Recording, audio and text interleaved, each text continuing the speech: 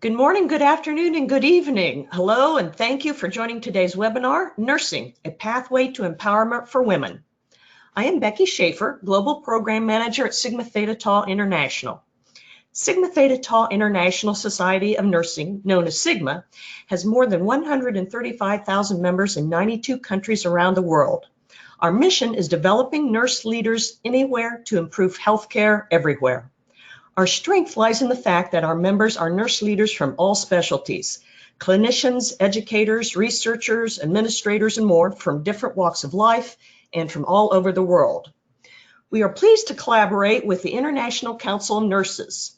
ICN is a federation of more than 130 nurses associations representing almost 28 million nurses worldwide. Founded in 1899, ICN is the world's first and widest-reaching international organization for health professionals. Operated by nurses and leading nurses internationally, ICN works to ensure quality nursing care for all, sound nursing policies globally, the advancement of nursing knowledge, and the presence worldwide of a respected nursing profession and a competent and satisfied nursing workforce. We would also like to thank our presenters, who you will meet shortly, for sharing their expertise with us today.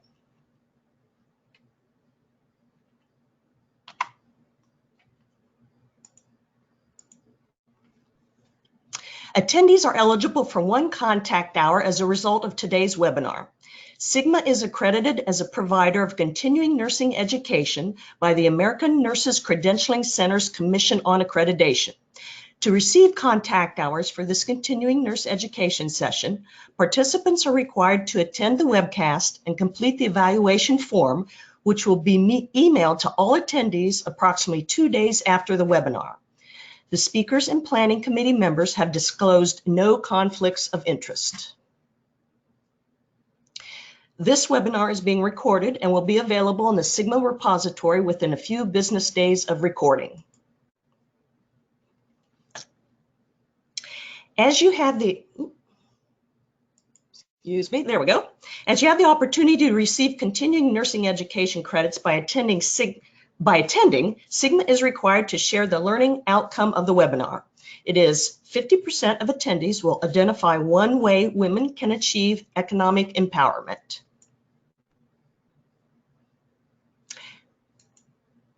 Excuse me.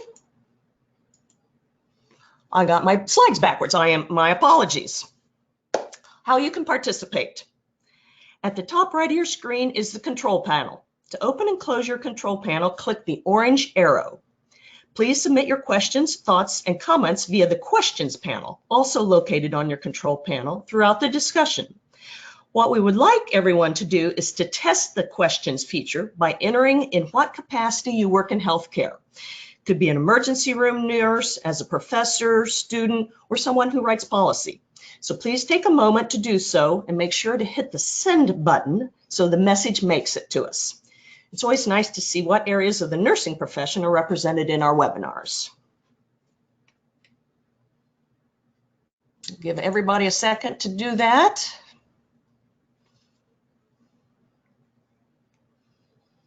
And in the meantime, we'll move forward. All right, now I'll turn the presentation over to Erica Burton, Senior Advisor, Nursing and Health Policy, International Council of Nurses, who will be your moderator today. You have the floor, Erica. Hi, welcome. Good morning, good afternoon, good evening. Thank you, Becky, for that introduction. I'm Erica Burton. I'm the Senior Policy Advisor at the International Council of Nurses, and I'm going to moderate this webinar today. Welcome to everyone, and thank you for participating in this webinar. I am speaking from Toronto, Canada, and I want to acknowledge the land I am grateful to be speaking to you from is the traditional territory of many nations, including the Mississaugas of the Credit, the Anishinaabe, the Chippewa, the Haudenosaunee, the Wendat people, and is now home to many diverse First Nations, Inuit, and Métis people. I also acknowledge that Toronto is covered by Treaty 13 with the Mississaugas of the Credit. The topic of today's webinar was originally for the combined Sigma and ICN parallel event at the 64th Commission on the Status of Women, which was meant to be held in New York in March. Of course, that's canceled, but we're so happy to be able to host it virtually. And the way that this allows others to participate who wouldn't traditionally have been able to come to New York City is fantastic. So the Commission is the main intergovernmental body of the UN, and it's exclusively dedicated to the promotion of gender equality and the empowerment of women. 2020 was a special year as it marked the 25th anniversary of the adoption of the Beijing Declaration and Platform for Action. So 2020 is pivotal because it was meant to be for the accelerated realization of gender equality and empowerment of all women everywhere. In this year of the nurse and the midwife, our two organizations, Sigma and ICN, wanted to celebrate women in their role as nurses and as carers. As you know, the majority of the workforce, the nursing workforce, are women. We know that the evidence is clear. Advancing and investing in the nursing profession will make for a healthier world, support gender equality, and contribute to economic prosperity. The impact of this will be immense for the empowerment of women, and we both strongly feel that this should be seen as a key pathway to advancing this agenda. So this was the impetus for our original parallel event and now for this webinar over the next hour or so. This morning, we will hear from a number of speakers to illustrate just how this can be achieved.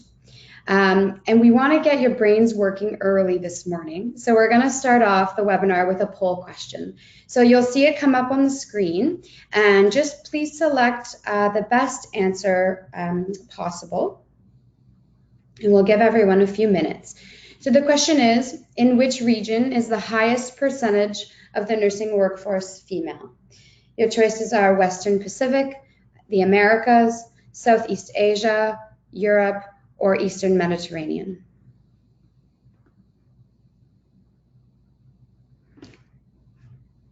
So we're just collecting the responses here. Now you'll all have to brush up on your geography as well after this. And shortly, Becky will show the answers on the screen.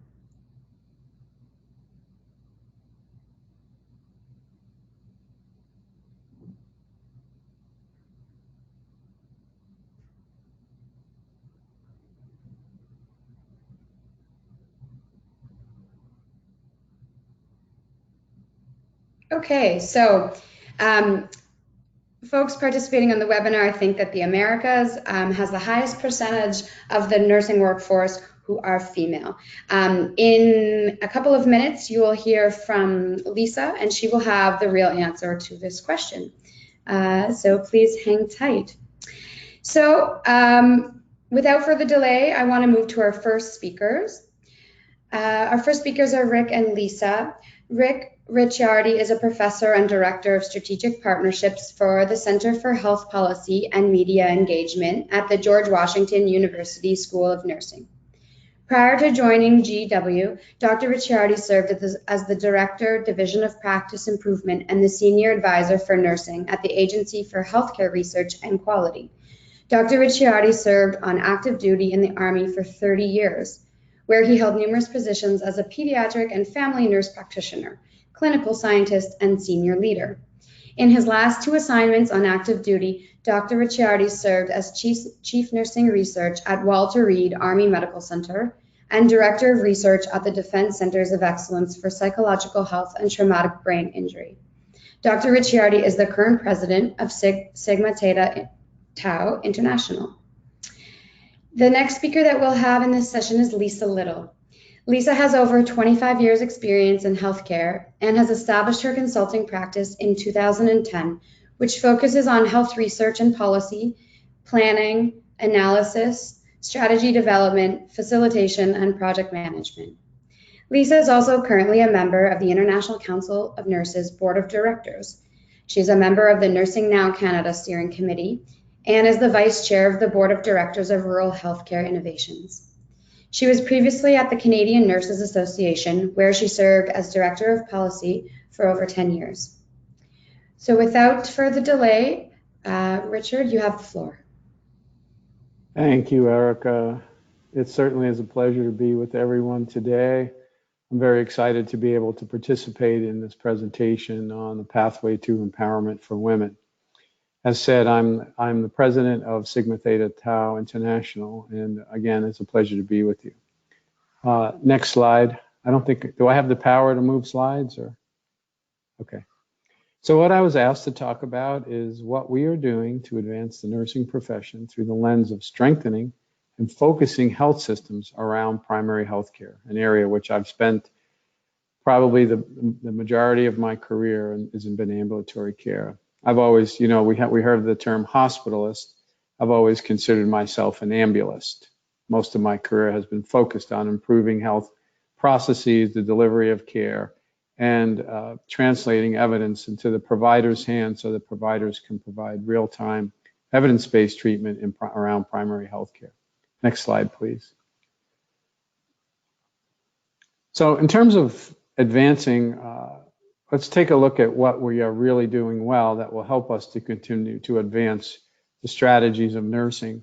And one is we are really developing and building and strengthening a global cadre of leaders. And in doing that, it empowers nurses, and since the nursing workforce is predominantly women, to translate that leadership skills, attributes, and knowledge into other areas. For example, entrepreneurship, being on boards of directors, running for office, being an elected member of their country's political system, and being at the corporate level in terms of running large corporations. So by strengthening and becoming a strong nurse leader, those nursing and leadership skills can translate and allow nurses to move healthcare, either the business of healthcare or translating areas around healthcare to strengthen their capabilities. Next slide, please. In addition, we have become extremely capable. I've been a nurse for 40 years, and I've seen lots of transformations around our capabilities, both from an individual level, but also at a strategic level amongst organizations, to come together to have a shared mental model on a unified voice. For example, in looking at the Sustainable Development Goals and ICN strategic priorities, you do see that there is an emphasis in primary health care, which I love, of course, because that's my area. It's an area that I feel is incredibly important. In terms of the development of nurses and nurse leaders in that area is very strategic in my mind. Next slide, please. In addition to that, we are really strengthening our narrative, and what I like to talk about is the nursing archetype. And that archetype is representative of not only women but men. However, with nursing being women the largest part of the workforce, that archetype really is representative for a lot of women.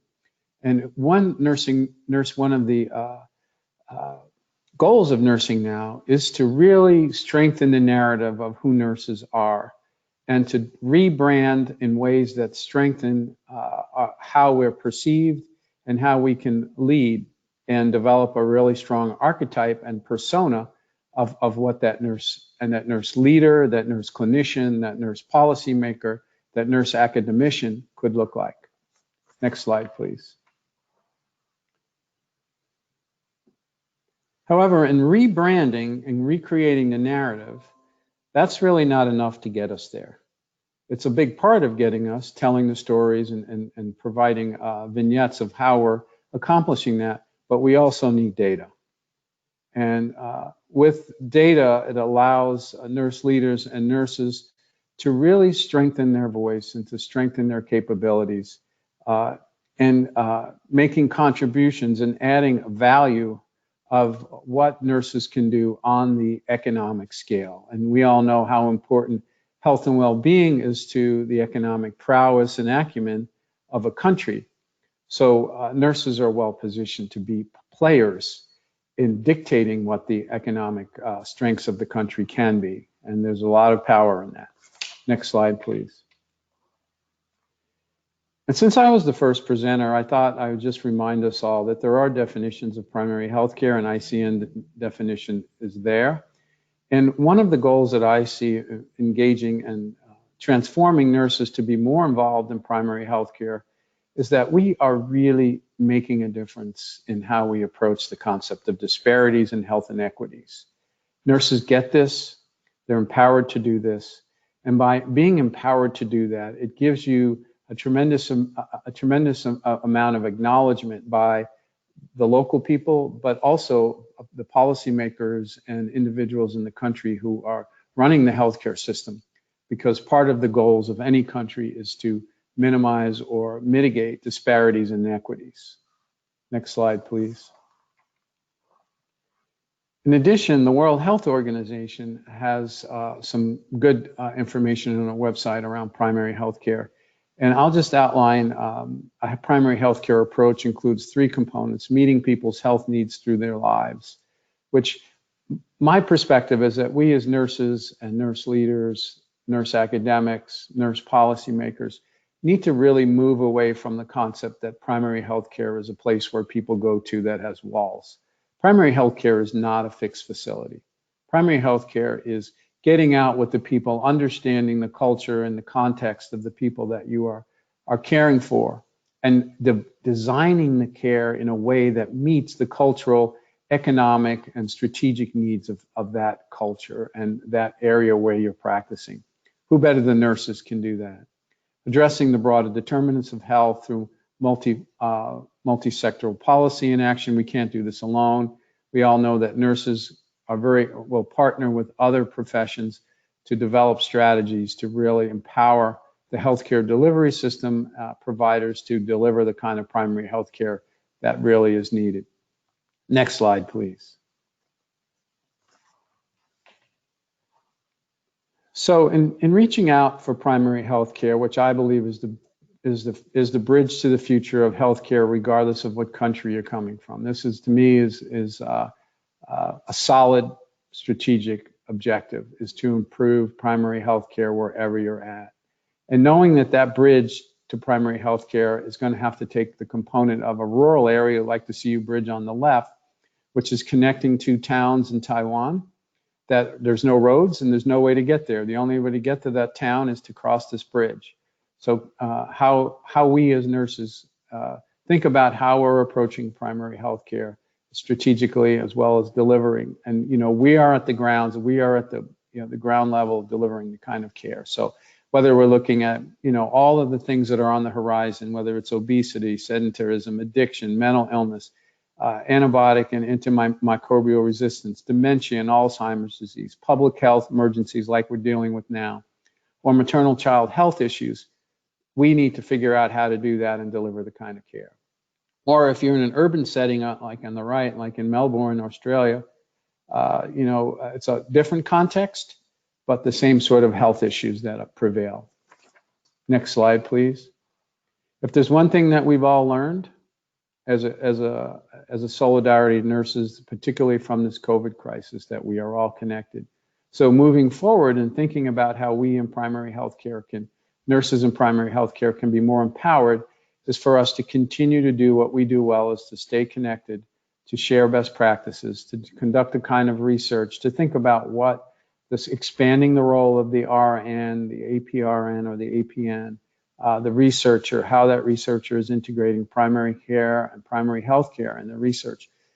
I'm not saying we should move out of the acute care setting, obviously, but we need to think about both the acute care setting, the long-term care setting, and the primary health setting to really think about how that care is integrated, knowing we're all connected. Next slide, please. So the gist of my presentation is really about moving forward, how we as nurses can be more empowered, is to think about how we can become more media intentional. One thing that we've learned from the COVID crisis is that we have a push-pull system. We've had a lot of media that has reached out to nurses to inform the public, to inform policymakers, to inform the news about what's really happening.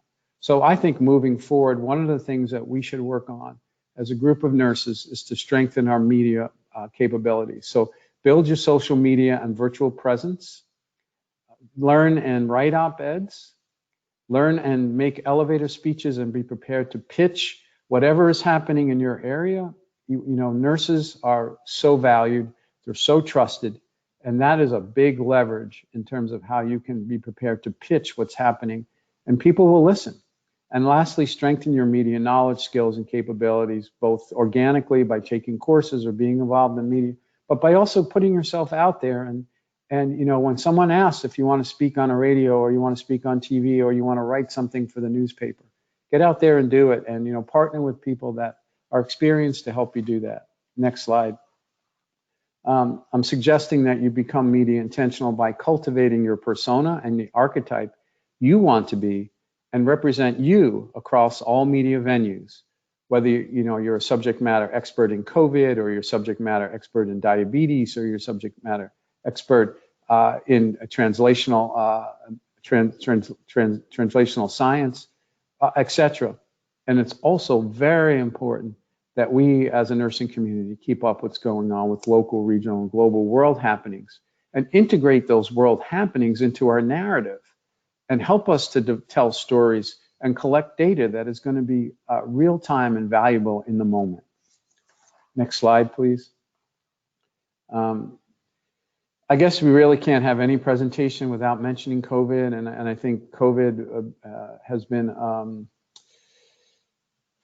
challenging for all of us. We've seen nurse colleagues get sick. Some of us have seen nurse colleagues die. We've seen health colleagues die and get sick. We've seen patients suffer and die alone. All of these things have had tremendous pressure, and you know, the fallout from that is going to be seen decades to come. However, there are positive sides to this, and one is that nursing has been seen as one of the key components of successful attack on the COVID. And there's been many stories that have been told about nurses and the bravery of nurses. So moving forward, I think we need to continue to capitalize on that. We need to tell our story. We need to tell the world who we are and what we're doing, and that will strengthen and empower us and provide us with additional fortitude to move forward. Next slide, please. The time to do this is now. As this says, now is cool.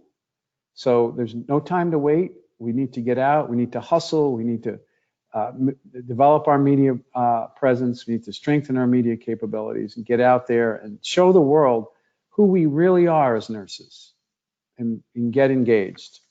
So next slide. I'd like to thank you all for this opportunity. And together we are a Solidarity of Nurses, and we are Sigma. So I look forward to hearing from the rest of the speakers. Again, it's been an honor to be with you today, and I wish you to all be safe and well during these challenging times.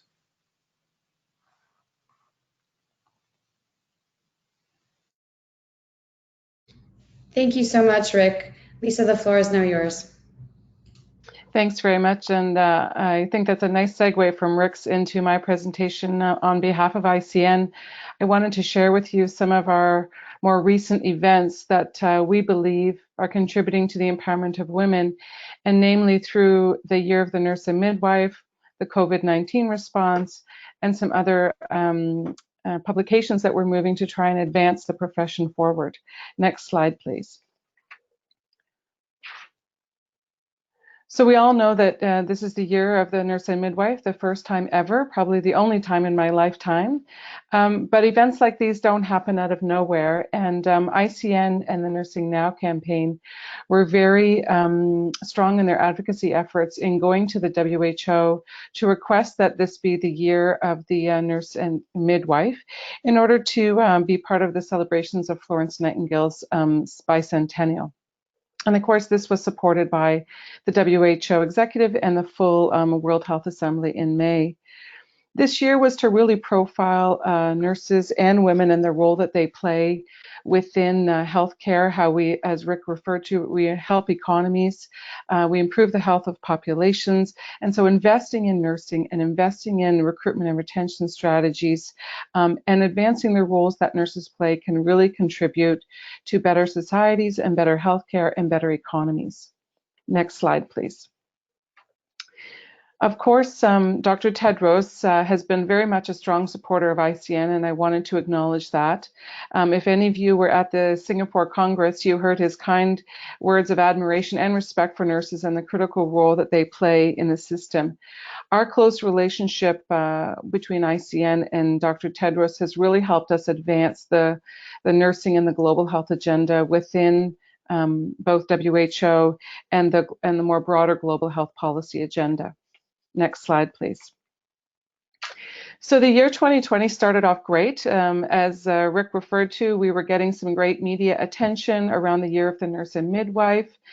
Even the Pope himself came out with some very kind words in regard to nurses in January. Next slide, please. There was a whole year of activities planned for the year of the nurse and midwife. It began in January with the president of ICN and Dr. Tedros from WHO writing joint letters to heads of states around the world, asking them to recognize the year of the nurse and midwife, asking them to send their chief nurse or midwifery officer to the World Health Assembly in May, and if they didn't have one, to please put one in place. So that was a great first step on the way. You can see there was a number of other events and activities planned throughout the year. As Rick referred to, the State of the World's Nursing Report, International Nurses Day, we had triad meetings, culminating in a bicentennial in October at the end of the year. Okay, next slide, please. But then COVID happened, and that changed everything. And so what it's done is actually been a huge challenge for nurses and identified some of the weaknesses in the system, particularly in terms of the protection of nurses. But it also put nurses in the spotlight within the media to a level that we never could have imagined before. Next slide, please.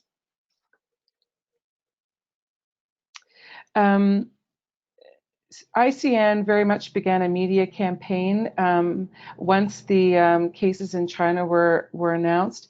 We wrote a letter of support to China and national nursing associations, which are ICN's members, elsewhere, to express our concern and our support and how could we help you. And that opened up the floodgates. We started to receive letters and notices from many of our national nursing associations around the world around the challenges they were facing, how their nurses were becoming infected, how there wasn't proper PPE, etc. And so that really opened up a lot of great relationship and strengthened the relationships we had with our NNAs to better understand and be sort of on the pulse of what was happening with nursing around the world. We started to bring some of those concerns to the WHO Director General around the coronavirus and what we were hearing from our members. And we started putting out multiple press releases throughout the years. And these are just a sample of some of the ones that we put out as the time went on in the months leading up to even most recent days, particularly around some of the health policy challenges, around what nurses were seeing and the mental health impacts that was having on them. Certainly the lack of structural supports and PPE and other things became forefront. It also became to our attention that there was no way to capture the data of how many healthcare workers were being infected or where they were being infected. And so we started to move on that media attention as well and sort of ramp up the voice on that, requesting that there be systems put in place to capture this. Next slide, please. So this is where we are at as of June 15th. You can see the distribution. Some countries, as we know, have experienced COVID to a degree more than others. It seems to be moving forward in other areas of the country. What we did in that was ICN held webinars with our national nursing associations to help inform those who had not yet experienced COVID to the degree that others had, to share lessons learned, to share best practices, to share their experiences, good or bad, actually. We had stories from countries such as and nursing associations from Taiwan and China and South Korea and Italy, where we had some of the promising and most strict measures that help flatten the curve, and in other countries where they've seen some of the worst devastation, particularly on the impact to nurses and their death rates. Next slide, please. So as this went along, ICN was capturing its own data from our national nursing associations on the number of nurses infected and the number of nurses that have died from COVID-19. And as of June 3rd, we had at least 600 nurses who unfortunately and tragically have died from COVID-19. And as I said, there is no systematic or standardized reporting of these infections or deaths. And that we feel is very important, not only to respect and capture the lost lives in the nursing profession, but really to inform future responses, to help efforts to flatten curves, to understand, because if nurses are taken out of the system, nurses are not there to provide care to the COVID patients, to do the contact tracing and the testing, etc. We know which is the critical role of nurses in these public health emergencies.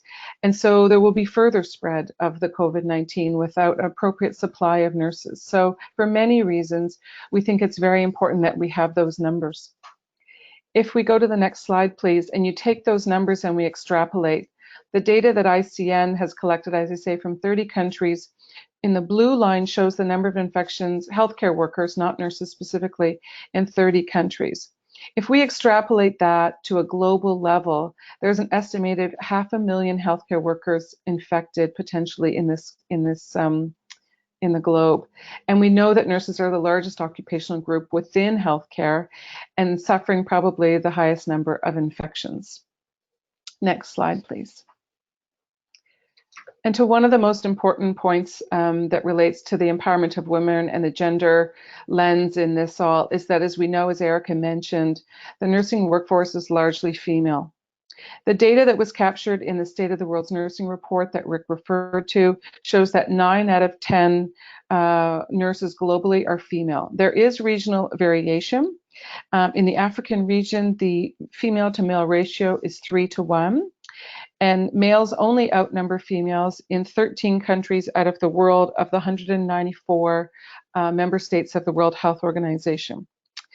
As per the poll that you heard earlier, the share of women is highest at 95% in the Western Pacific region, so not the Americas, and lowest at 76% in the African region. And so by that measure, we know that many of the people who will be infected by this, by sheer nature, will be women, which is unfortunate and unjust. Next slide, please. And so ICN have put out a call to action recently. I think this, did I miss the slide? Perhaps. ICN has posted a number of resources available on its website. It's also launched continuing education, specifically on COVID-19 in partnership with the World Continuing Education Alliance to support nurses around the world on that. Next slide, please. And the media attention that ICN has captured, which fits nicely, as Rick was saying, really fits with the message about getting, the point about getting your message out. Nursing has been able to garner much media attention, both in a positive way around the role that they play in flattening the curve, our role in public health, the critical role in healthcare that nurses play, but also, unfortunately, in the saddening news around the death and the infection rates of nurses, but really pushing the agenda on the lack of PPE and some of the mental health supports that will be needed for nurses in the future. Next slide, please. Throughout all of this, despite COVID-19, we were able to continue to publish a number of publications that we believe continue to help advance nursing, advance the profession, and continue to the empowerment of women. That includes the State of the World's Nursing report, as I mentioned, the Nurses IND Kit for International Nurses Day, which is a voice to lead, Nursing the World to Health. We put out core competencies in disaster nursing, the next version of those, and revised guidelines on advanced practice nursing, which can help identify more roles for nursing in the healthcare system, again, more opportunities for nursing, contributing to their economic status. And so these are all on the ICN website if you haven't been able to look at them. Next slide, please. And last but not least, second last but not least, we recently had the Triad meetings, which is the chief nurse and midwifery officers from around the world with ICN's members, the National Nursing Associations and the Midwifery Association and their members. And these are some of the discussions we talked about. Certainly COVID-19 was on the agenda, the State of the World's Nursing Report and the data that provides. Really, we see that as a roadmap to strengthen nursing, health systems, and economies. We talked a little bit about the strategic directions for nursing and midwifery going forward. And today, actually, the statement will be released from the Triad. So you can go to the website and see the sort of call to action that will come out of that. And ICN also had conversations with its own NNAs to continue the dialogue around the COVID stories, the situation, and priorities for them. Next slide, please. And finally, just to put our plug in, I guess, for the ICN Congress in 2021, the call for abstracts is open. I hope you will submit. It is sort of the premier event for nursing globally. However, I just wanted to share with you, because many are probably wondering, we do recognize the impact of COVID-19 and are putting in place some contingency and alternate plans to explore what that might look like as a Congress. Perhaps it will be an all virtual Congress or a hybrid Congress. We know there's concerns obviously about gatherings, about people maybe not even wanting to travel. So we are exploring that, and we'll get back to you probably by this fall in terms of what format the Congress will take. But at this point, we are still moving forward, and we hope that you will be able to join us in that event, which we really saw as the premier event, culminating after the Year of the Nurse and Midwife, and really being able to showcase and celebrate the role that nurses have played in the COVID-19 response, which we hope will be lessened by that point and we'll be able to move forward. So thanks very much for your time today.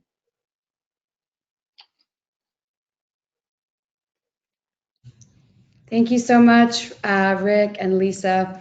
I found it interesting, you both spoke about the power of media and how that can elevate the voice of nurses and of women. So I think becoming media intentional is so important, as Rick mentioned. And I think probably most of us on this webinar, we're not necessarily taught these skills. So it's about going out and getting these skills. And we've also seen the power of social media. So we absolutely need to harness that. The next thing we'll do is we'll put up another poll question. And we'll have your answers to this. Just to reiterate that these are all anonymous. It might be a very vulnerable question. And it's, as a nurse and a woman, I feel comfortable speaking about my expertise in meetings, including when there are other health professionals and men in the room. So your answers are, I always feel this way. I feel this way most of the time. I feel this way sometimes. I never feel this way, and not applicable. So you can go ahead and put your answers in. Again, these are all anonymous, so your name will not be displayed, and we have no idea who's answering what either.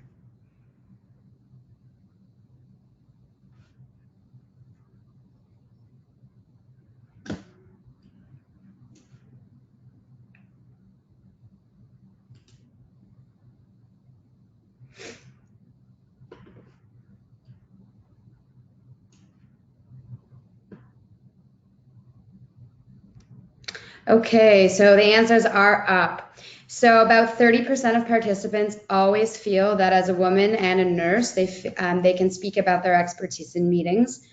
38% feel this way most of the time. 32% feel this way sometimes, and 0% never feel this way.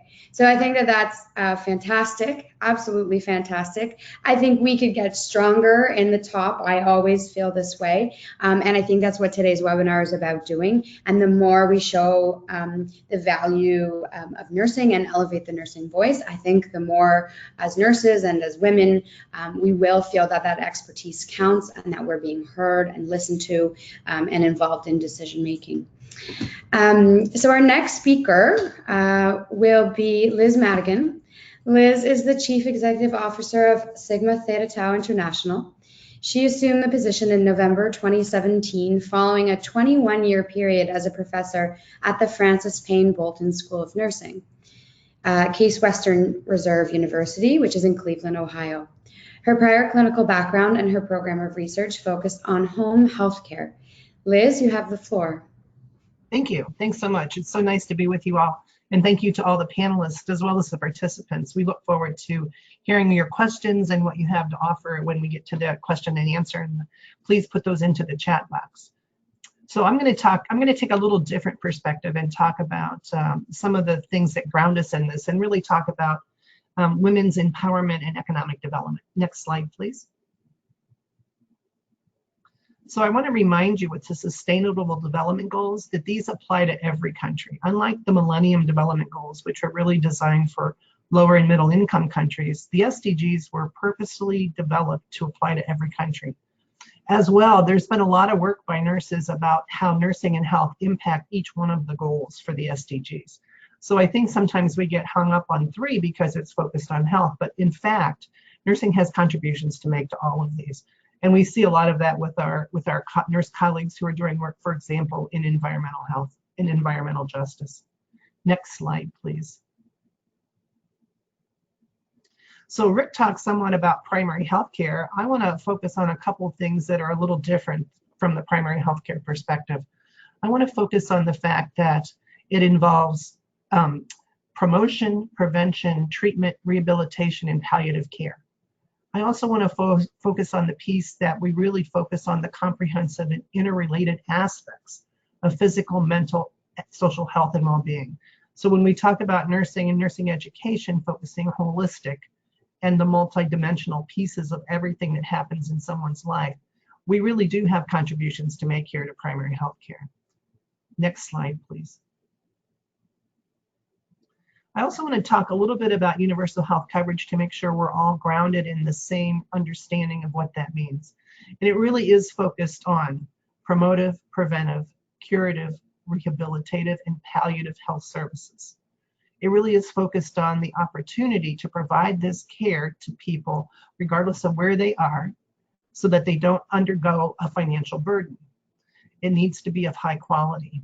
And again, I'm going to remind you, promotive, preventive, curative, rehabilitative, and palliative health services. If you think about our other providers of healthcare, I would argue that in most cases, nurses are the only ones who are really educated to provide care across all of these. Many of our colleagues provide care in a curative way or in a rehabilitative way. But I would argue that nurses are really the ones who have the most broad applicability with universal health coverage. Next slide, please. So what does this have to do? Where's nursing's role in the SDGs, in universal health coverage and primary health care? If we think about where nurses are, and healthcare happens everywhere, as Rick talked about, it's not a building. Primary health care is not a building. But in universal health coverage requires that healthcare happens everywhere. Where are nurses? Nurses are everywhere.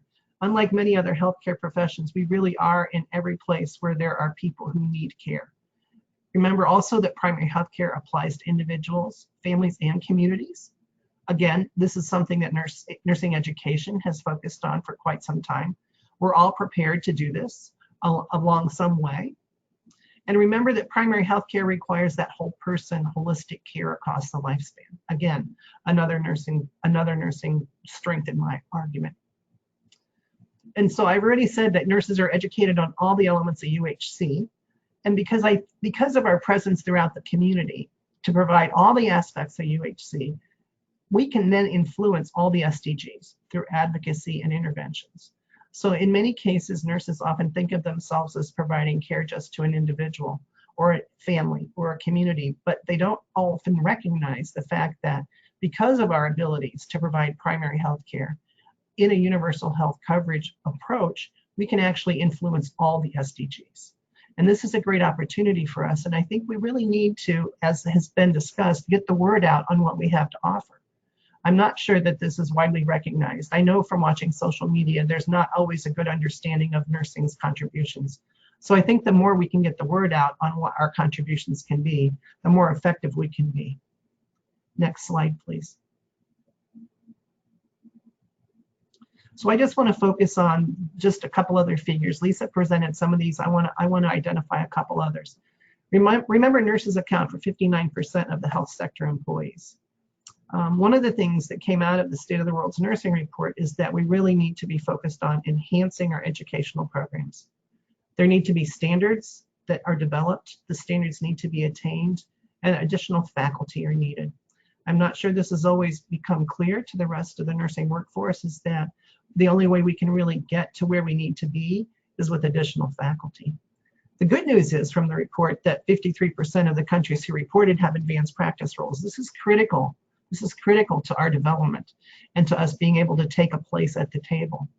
And then finally, the last piece I thought was really relevant to this presentation today from the State of the World's Nursing Report is that many nurses were not educated in the country where they practice.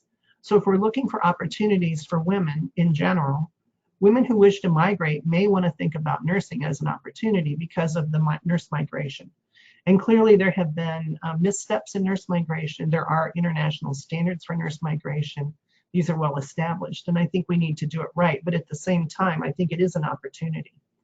Next slide, please. So the Triad meeting, as Lisa discussed, happened last week, and they had two pieces that were related to gender parity from that meeting. And you'll see the statement, as she said, will be coming out. So there's an identification of the deeply seated gender-based discrimination. And I just sort of clipped part of this. I didn't include the entire piece of this. I would encourage you to look at that. But I think it identifies that we still have gender issues that really impact how nursing is practiced, impacts midwifery, that we really need to help work on more of a societal approach as well as a health system approach. And then the commitment and the follow-up action are really identified within the statement to identify and enable gender-sensitive work environments, to really help provide leadership development opportunities, and that midwives and nurses should lead these efforts in the work environment. Next slide, please. So I'll just remind you, there's a need for 18 million more healthcare workers. Half of these will be nurses. If we're going to achieve universal health coverage and provide primary health care and attaining the SDGs, we have to make investments in healthcare and the nursing workforces. The other piece is that there's long-standing evidence in global health that employing women contributes to family and community well-being and economic development. And then employing women in healthcare as nurses, as midwives, as community health workers also contributes to family and community well-being and economic development. So if we really want to raise the status of everyone in the world, we need to really focus on educating women, employing women. Healthcare is a great opportunity for women, as long as we can address the gender discrimination issues. And then I close with a quote from Dr. Tedros. And I want to really focus on the last sentence, and that's why I put it in bold. But we also know women's economic opportunities will advance and their children's health and development will follow in step.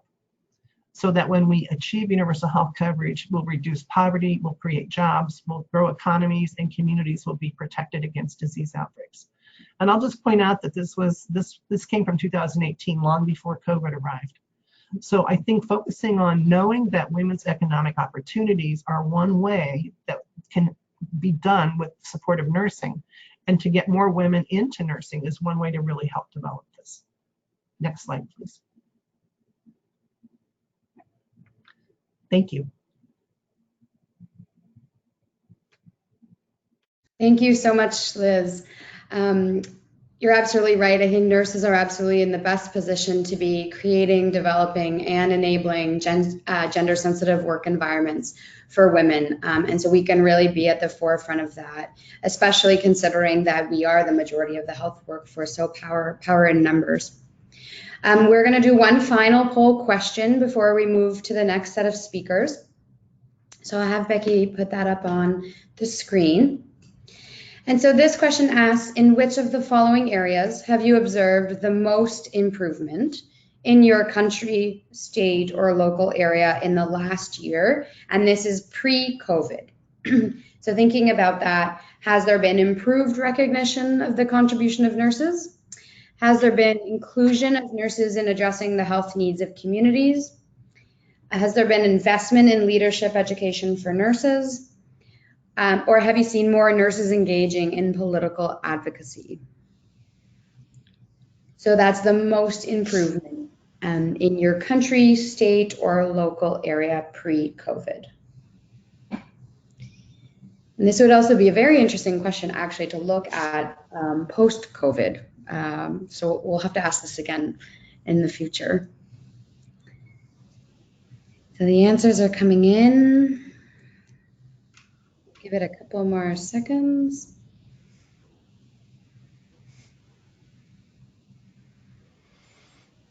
Okay. So 46% of participants on this webinar say that they've seen improved recognition of the contribution of nurses, which makes sense. Absolutely something that, as you heard from all of the speakers so far, that we are trying to work on. 26% of participants say that the most improvement have been in inclusion of nurses in addressing the health needs of communities. 20% of you investment in leadership education for nurses, and then only 9% nurses engaging in political advocacy. So I think we see where we're the strongest. I think all of these areas, absolutely, we all need to work towards advancing, but certainly what this shows just from this quick poll is that we need to be more engaged in political advocacy, getting nurses involved, as Rick mentioned, actually translating those skills into leadership skills, to be policymakers, to be involved in politics. So food for thought. I want to introduce now our next speaker, and that's Pam Cipriano. Sorry, Pam, I'm going to let you introduce yourself. Your bio has disappeared from my screen. I do wish to say that Pam is the Vice President of the International Council of Nurses. I will hand over the floor to you, Pam, as the Dean and Sadie Health Cavanis Professor at the University of Virginia School of Nursing in the United States. Pam, the floor is yours. Thanks, Erica. I'm really pleased to be with all of you today. Probably the only other thing that I would share with you is I serve 2 terms as president of the American Nurses Association, which is the National Nursing Association member of the International Council of Nurses from the United States. So we're going to talk about the social, political, and economic empowerment, which is really still evolving for every single one of us. So it's important to think about where you are right now in your career, in your professional development, as we work through talking about and understanding this type of empowerment, where we still have work to go and where we're doing well. Next slide, please.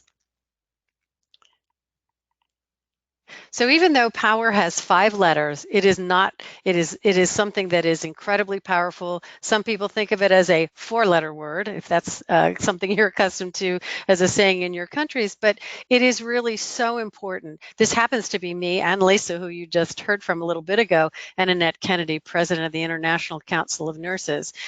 Really looking at the work that has been done by Women Deliver, who we've begun to work with, because we think it is so important that we do recognize the fact that that empowerment is necessary for us to not only get our messages out, but for us to be able to have influence around the world in everything healthcare. But then, as you've heard with the SDGs, it is so many aspects of life where nurses have a tremendous impact based on what we do.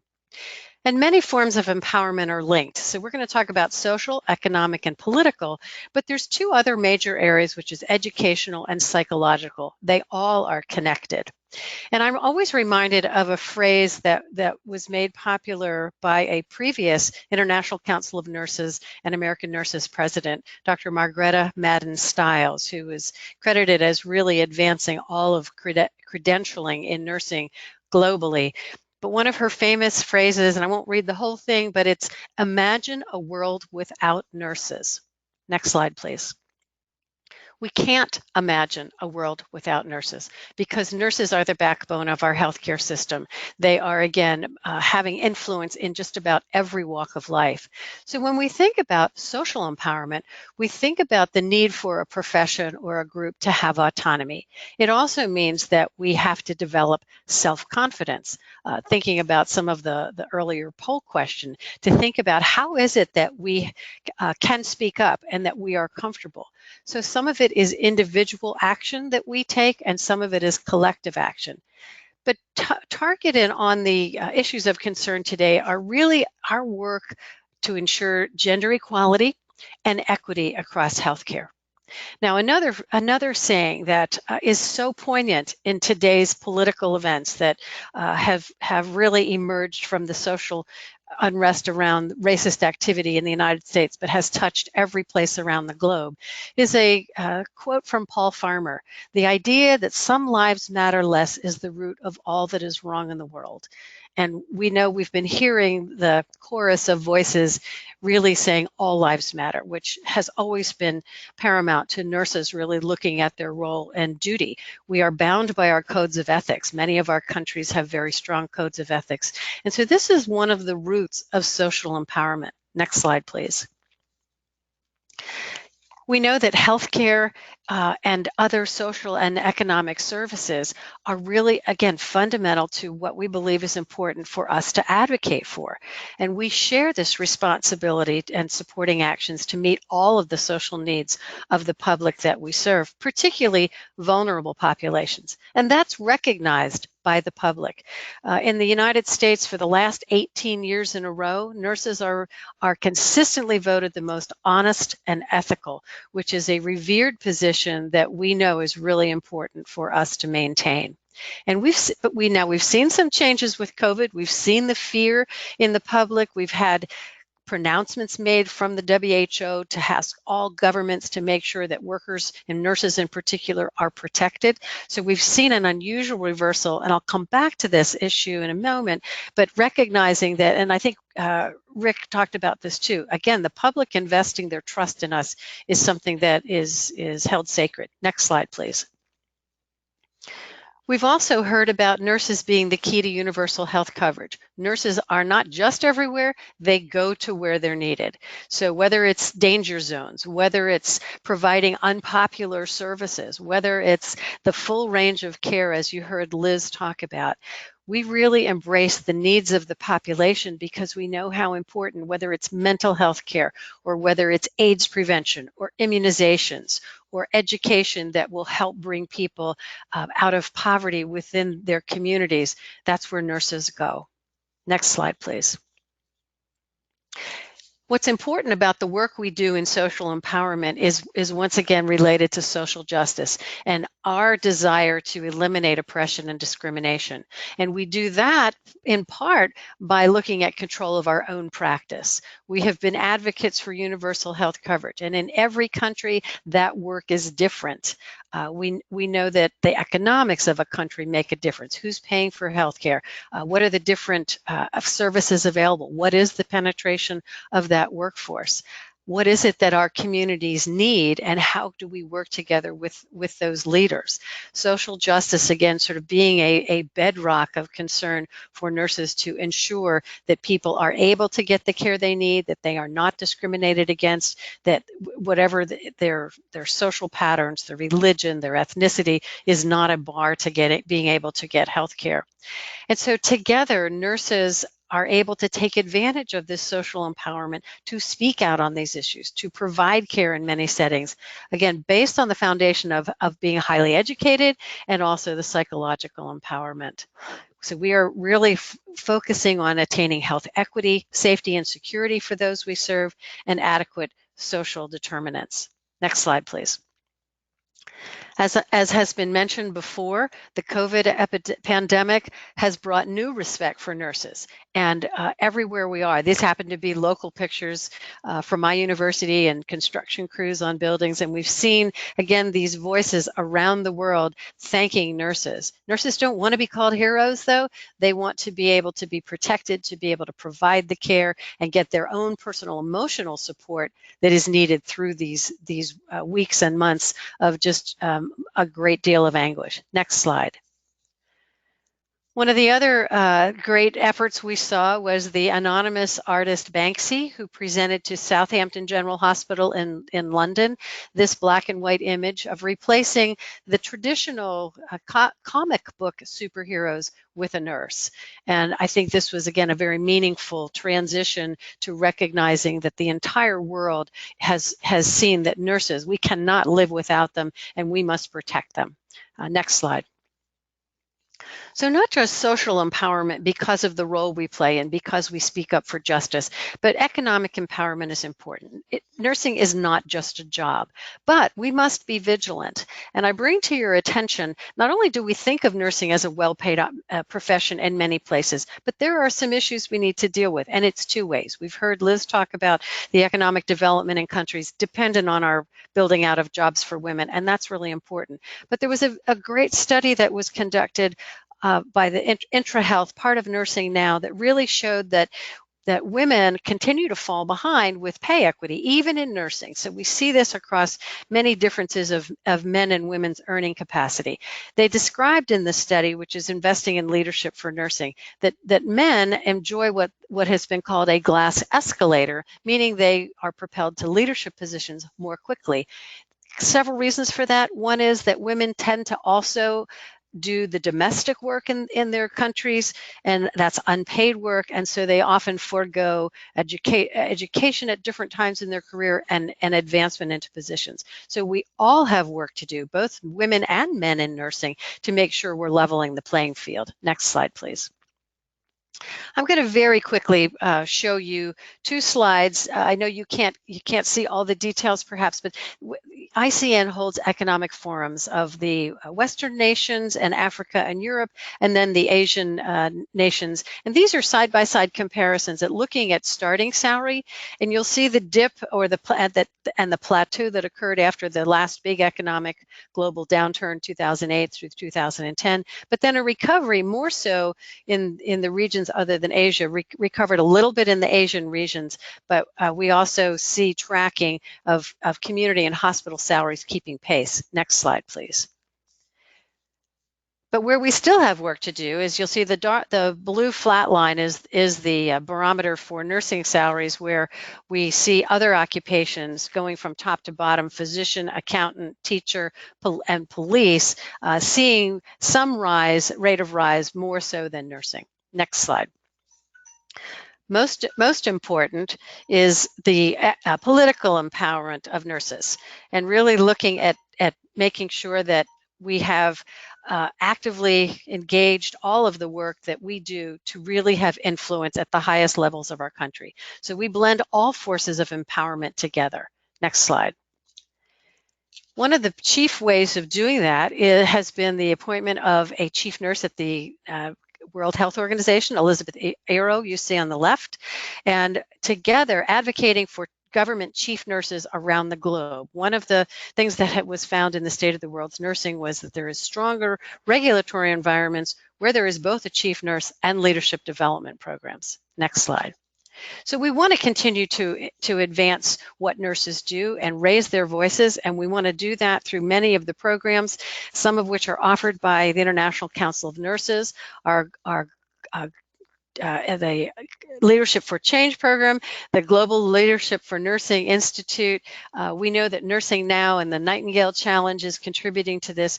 We have a student group that we work with. So there is much going on in terms of saying we must prepare nurses to be comfortable, to be able to speak to power, to be able to influence within our countries. Next slide, please, at every level. In addition, think about, are you putting yourself forward to be appointed to boards? Are you speaking to your elected officials? How are you closing gaps in health equity and health access in your country? And what are you doing to strengthen nursing? Last slide, please. So just to sum up, nursing is truly a pathway to empowerment for nursing. Yes, we have work to do, but we know that nurses are key to high-value healthcare. We lead with a strong moral compass. We know that our collective power is growing. Our intentional media work is escalating that success. The status and profile of nurses are growing, and we are taking aim on the power imbalances. So we are together and in solidarity are becoming more empowered. And I encourage all of you to advance your own empowerment wherever you are. Thank you. Thank you so much, Pam. That was fantastic and so encouraging. My apologies again for not having your bio up. One last thing I wanted to mention is that Pam has had a career for over 40 years in nursing. So I think that shines through your presentation, and that you were also named top 25 women in healthcare by the Modern Healthcare magazine, which is a fantastic accomplishment. You mentioned educational and psychological empowerment, which I think are less mentioned when we speak about empowerment. And I also wanted to thank you for mentioning the unpaid work that women take on. I guess the hope is that eventually, as our world does better at gender equality, men and women will share this weight equally, which, as you said, will allow women to be further empowered in all of those areas. And you also presented some really important tips on how to get involved at the political level or in politics. So we're a little bit over time. I hope that most of you can stay on. This is such an important webinar, and we have two fantastic speakers left. Our two next speakers are Aisha and Anna. Anna Quiroga is a neonatal nurse specialist with over 40 years of experience. In her first 20 years of her career, she worked as a staff nurse and a head nurse in the NICU. And the last 20 years, she's looked at nursing education and public health. Anna has held a number of positions in the maternal and infant health department of the Ministry of Health in Argentina, and also works as an advisor for both the Pan American Health Organization and the World Health Organization.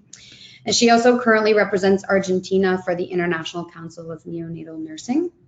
And Aisha Fall, who we'll hear from in the next minute or so, has just recently graduated from Lehman College in Bronx, New York. So congratulations, Aisha. She was on both the president's and the dean's list and is a member of the Delta Zeta chapter of Sigma Theta Tau International. Aisha is also the vice president of the African Nursing Student Association Club at Lehman College. So Aisha, we'll start with you, and the floor is yours. Thank you, Erica, and thank you everyone for having me today. As you guys can see, this is a picture of my mom, and that was me 7 days after when I was born. I was born and raised in the Gambia, West Africa. I am the first child of my parents, and being the first child and a female child means a lot in my culture. I'm originally Wolof from the Gambia. My expectations, my roles, my character, my self-presentation, and my mannerism. I'm expected to be kind, loving, smart, and serve as a role model to my siblings and my community. My story began at home, raised by loving parents who fought hard to make my life different from theirs. My dad is my hero. He saved me from many family customs that he believed should not be passed on me, such as female genital mutilation. I was the first daughter, the first granddaughter, the first cousin, the first niece in my family who did not undergo female genital mutilation, thanks to my dad. Next slide, please. Coming to the US was very challenging. On November 2015, I left everything behind, including my college, studying nursing in Gambia, which I was set to graduate in December 2016, to come to the US to live the American dream, and also reconnect with my mom, because my mom came to the United States 13 years ago. And my American dream is to have a rich opportunity for prosperity and success, quality education, a better job, and also build lasting friendship and connections. I knew my American dream would come with a huge price tag, such as perseverance, patience, self-motivation, hard work, and respect.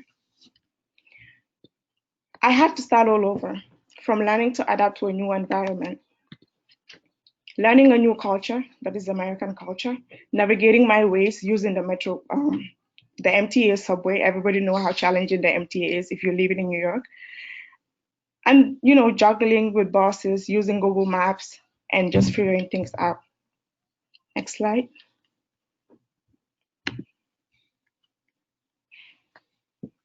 Fast forward in fall 2016, I started college as a freshman with no friends and missing home. None of my college credits from the Gambia did not transfer, which was very devastating. I was sad as a first child. It was challenging to set an example to my young siblings.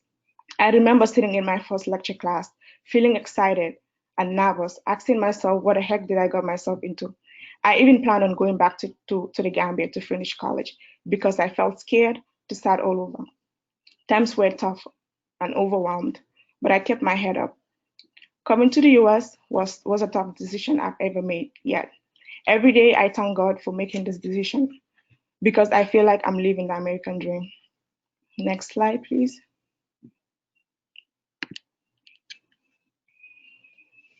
My nursing journey. My nursing journey has been very, very tough. Like I said, I moved from the Gambia to here, which I was already in college, and most of my credit did not transfer. I remember when I first got into college, I met my freshman pre-nursing advisor. She told me, Aisha, Lima nursing is very competitive. I saw you have very good grades from the Gambia, but your grades cannot be compared to the US grading system. She told me, here students get A's to get into the nursing program. I responded, my old college in the Gambia is very competitive as well. If I made it here, I believe I can make it anywhere. She just responded again, I will go ahead and provide you with options of other schools that you may want to consider in the future. They're good colleges as well. At this point, I told myself I did not travel miles to a different continent, which is America, to set myself to fail. A good old memory that I will always remember. Well, I was one of her best students for the pre-nursing after the first semester, she claimed. Good news is I got into the nursing program with a GPA of 3.8 during the fall of 2018. Next slide, please.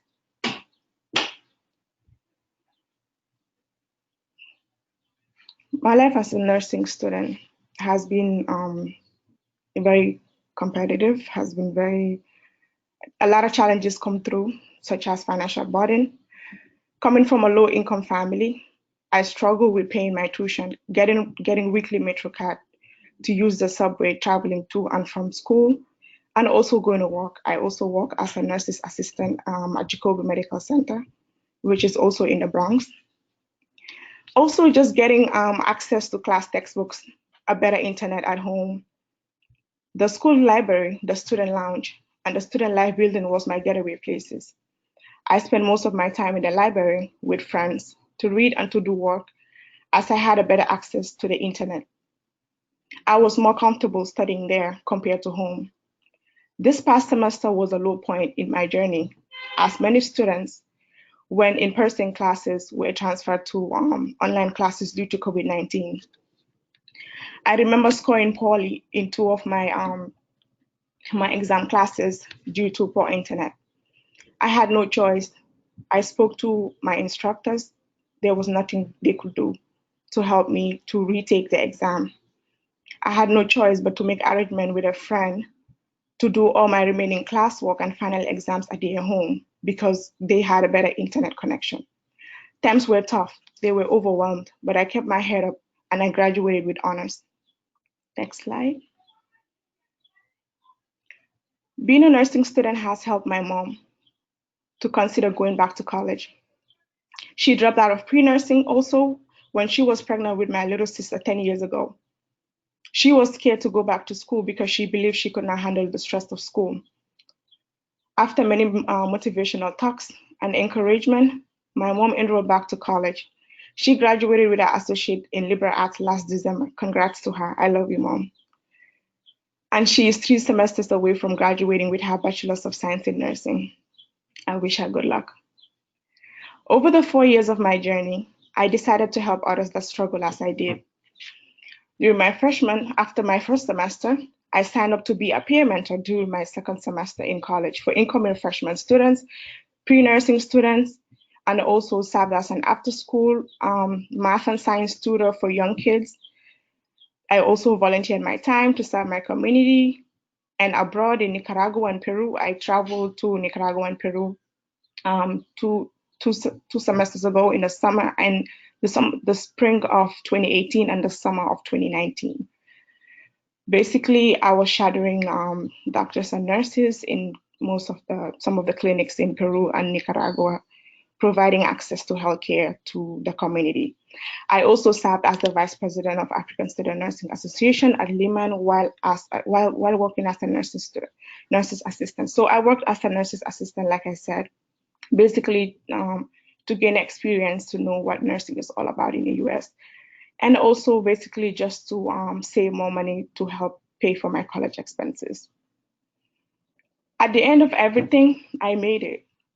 4 years later, on May 28, 2020, I graduated from CUNY Lehman College with a Bachelor's of Science in Nursing with a cum laude and a GPA of 3.65. I'm always excited to say that after all the hard work and everything. I was also inducted to Sigma Delta Zeta chapter of Sigma, which I'm always very proud of, and also to Tau Sigma Honor Society. During my journey, I met inspiring faculty, staff, mentors, friends who made my college life memorable. I had so many challenges along the way, but one thing kept me going: my enthusiasm for education, my love to help, and my dream of becoming a nurse. Thank you for having me. I hope you all stay well and safe. Aisha, thank you so much. Congratulations again on your graduation, and especially with honors. You've overcome so many barriers, and we're so happy that you chose a nursing career. I can certainly say your determination and perseverance will take you very, very far, and I think everyone on this webinar would probably share the same sentiment. I'm very excited for what lies ahead of you. Thank you so much for that very vulnerable and honest yeah, fantastic presentation. So Anna, the floor is yours. You're the final speaker. Anna Quiroga, go ahead, please. Well, thank you very much. Good morning to all the assistants to the webinar, and many thanks to let me share with you my professional experience and how nursing has empowered me as woman. Next slide, please. I'm from Argentina, South America, as you see in the map, and my country has 44 million inhabitants. We have almost 700,000 live births, and infant mortality rate is not so high, but 60% of the infant mortality is neonatal, as it is global. So about 4,000 babies die at the delivery room or in their first week of life. Next slide, please. So when I started in 1978, my professional status, I couldn't visualize at that moment all the challenges the profession will put me on, and I do accepted those challenges. And looking back at those times, nurses was quite different from now. After 40 years in my country, nursing has gone a very good way of professionalism, and many of the nurses have now the Bachelor in Science of Nursing. So and at that moment also the medical, we have a very hegemonic medical model that was very difficult to consider nurses as an equal part of the team, and this is changed nowadays. So in my current positions, like director of a program for neonatal nurses in the Austral University, or at the Ministry of Health, or also coordinating nursing chapters in scientific societies, I can see that my career could be an humble expression of how nursing can empower women. Next slide, please. From my clinical experience, I started making a difference, because I think I struggle to be an active part of the decision-making progress within the teams, and I always encourage nurses in all these different positions to have a full participation in decision making on care of the babies. So I think that they have an active participation with doctors, and this was not the usual, very usual in the first time. So it became. I saw the poll question will say that there is increasing awareness of how the nurses are very important for the team and for caring people. So this is what I think I pursue in all my clinical experience, to not only as be part of the decision making process, encourage nurses to do so. Next slide, please. I also have the commitment with the education of nursing, because I truly believe the empowerment through education.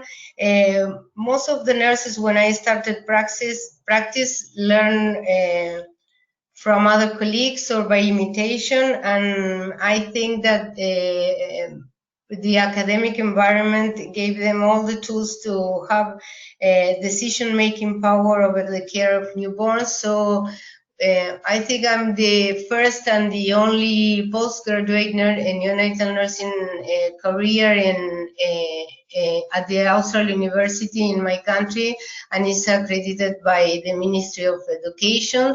So many nurses in the units are now having the postgraduate title, and this is very important for them and to be part of the team. Next slide, please.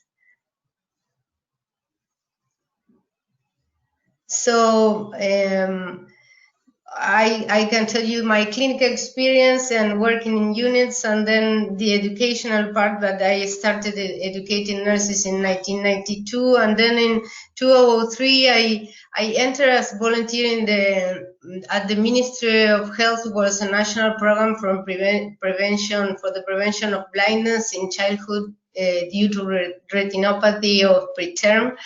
Because this was an epidemic and very important issue of morbidity in preterm babies, and it was absolutely related to nursing care and the use of oxygen. So I started volunteering in this program, and I went all over the country and almost in all countries in Latin America, and teaching nurses on primary prevention of this morbidity that is very has an important social impact in those families that have a blind kid. So I also participate as a speaker in national and international conference on neonatal nursing. For example, I was invited for the World Rock Conference in Shanghai in 2012. So I think that leading this as nurse, leading the nursing care in this program was very important for me, for my country, and also for the region. Next slide, please.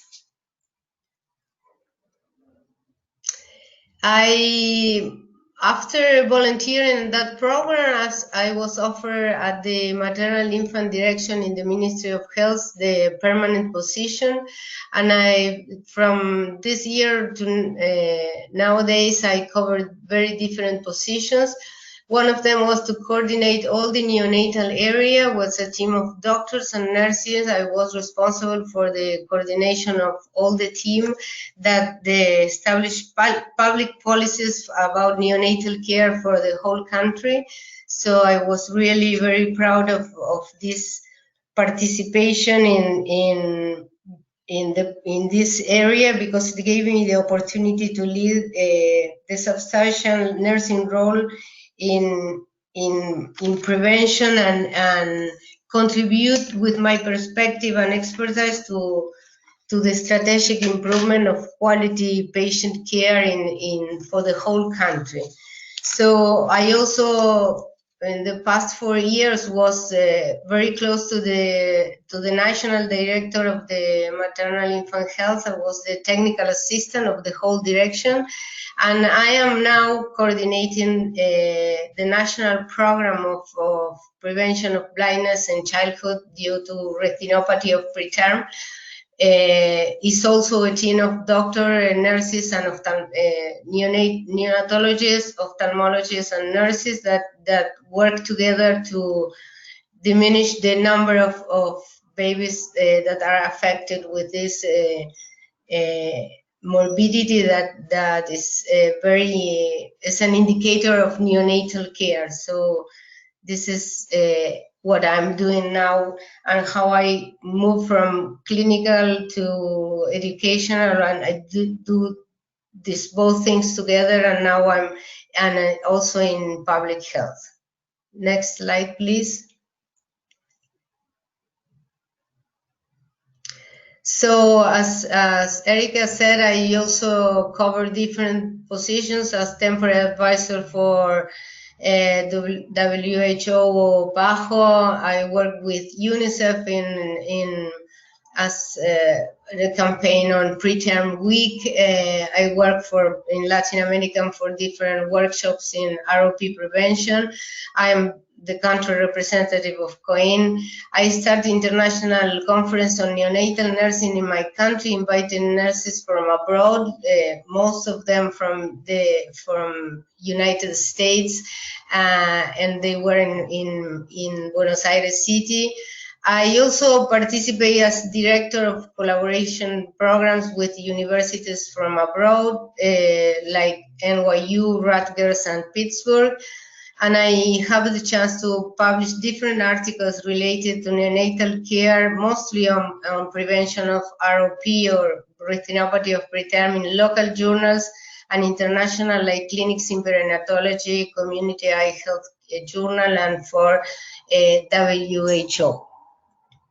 Next slide, please. So as final remarks, I always have the advocacy for newborns, and this was conducting my professional life. My 42 years of experience as a nurse, I dedicate to the neonatal care. I strongly believe that nurses make a difference. I was very interested in public health because my country is, I think the globe, many countries have a inequality in care, and so I was always trying to reduce inequality in care for the babies born in my country and in the region. I also think I have an impact in infant blindness due to ROP. I have the chance to combine clinical expertise with education and into the influence I could put on public health. I always accepted professional challenges, and I'm absolutely convinced that young professionals are our future, and we have to be role modeling and give them all the opportunities and educate them in leadership and how to put our voice in different areas, and as you said, in the media, in education, research, or clinical. So it's very important. So I'm absolutely convinced that nursing is a pathway to women empowerment, and we need that all nurses believe that participation in decision-making process is necessary and avoidable. So thank you very much. Anna, thank you so much for sharing your story with us. You've had a very impressive career, and it's very clear how a nursing career has empowered you to have such great impact, especially in neonatal care in Argentina. So this concludes our thoughtful panelist presentations. We will now take a few questions. We are over time, but we have a lot of participants still online, so that's fantastic. Please submit any questions, thoughts, or comments in the questions panel on your control panel. And if you've not done so already, please enter in what capacity you work in healthcare. I do have a question that has already come up. And I will let whichever presenter answer this, perhaps Lisa or Pam or Liz. Oh, I'm sorry, technology. And so the question is, as a retired nurse educator with 40+ years experience in nursing, how can they be most active in the process? I assume that refers to COVID-19 pandemic. This person asks, since although they are quite healthy, they are in a vulnerable age group due to COVID-19 pandemic. So how they can be most effective, I guess, in post nursing career and considering the COVID-19 pandemic.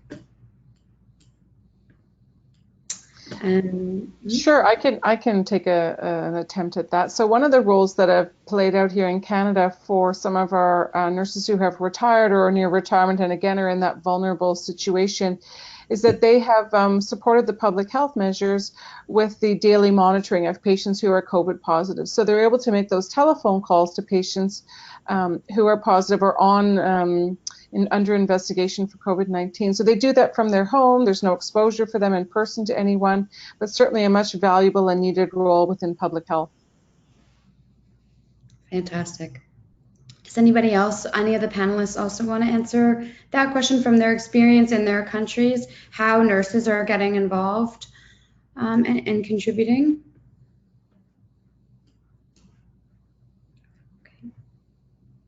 There was also a question earlier, and I think they were referring to a slide in Lisa's presentation where the 600 nursing deaths were from. I did answer that ICN was collecting data from our national nursing associations and from media reports and other information that is available to us, but I don't know if, Lisa, you wanted to comment any more on that. No, I don't have anything more to add. You're right, Erica. I don't know if Pam, you have anything more you wanted to add? I'm not sure. Can you hear me? Because I'm not sure if my audio is working on this other computer. Yeah, we can hear you. Okay. Yeah. So the reports that are coming in are really worldwide, and I believe we are trying to refine them. We don't have that database ready to turn around, but the request has gone out to countries to please submit the numbers that they have. We know that not all countries are very good at collecting and reporting those data, but there is an interest worldwide in being able to quantify, but also recognize kind of where these deaths have occurred. Fantastic, thank you. So I don't see any more questions coming in, and we are over time. So I will just say from the question panel that I can see, we have such a great mix of participants. We have deans, professors, we have lecturers, we have retired RNs who are volunteers, we have students and doctoral candidates, public health nurses, nurses working in med-surg, critical care nurses, nurse educators, and women health nurse practitioners. So a really fantastic mix of participants. I want to personally thank all of the panelists. I will, though, hand it over to Becky for you to conclude this webinar for the day. Thank you, everyone. Thank you, everyone, again. We appreciate your your commitment to the nursing profession, and we've had some great information, great discussion today. Sigma and ICN are also grateful that you took the time to share with this audience and look forward to hearing more from the panelists in the future. Be sure to check out Sigma's upcoming webinars, podcasts, and resources to support you and your colleagues at sigmanursing.org. Also, previously recorded webinars and podcasts are freely available on the Sigma repository. Thank you for joining us and have a wonderful day. Thank you.